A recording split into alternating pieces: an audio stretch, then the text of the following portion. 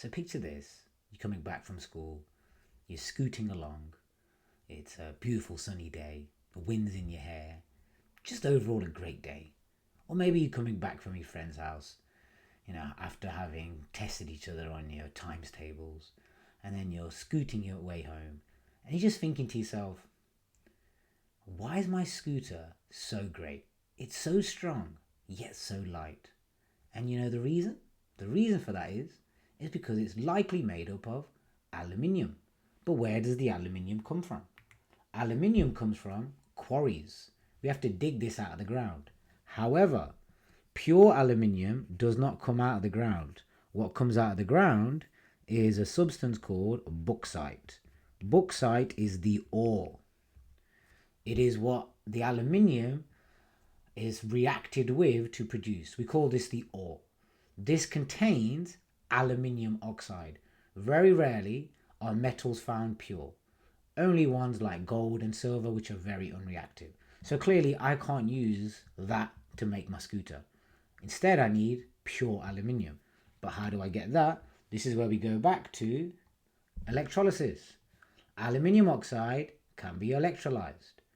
Now, aluminium oxide being electrolyzed is very similar to the ones we've spoken about previously.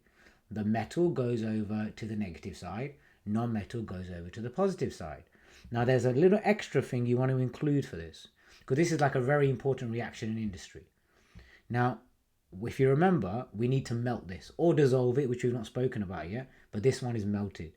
To melt this though, we add in an extra substance called cryolite. Cryolite, all it does is it reduces the melting point, making it cheaper to do.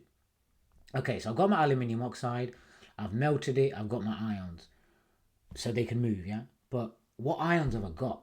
So this one's trickier to do, because you've got Al2O3. It can be worked out just from the formula, because aluminium, you've got 2 of them, oxygen you've got 3.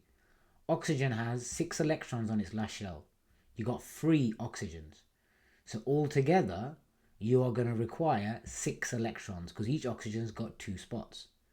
You've got 2 aluminiums. So those 2 aluminiums must give away 3 electrons each. So the ions you get are Al3 plus and O2 minus.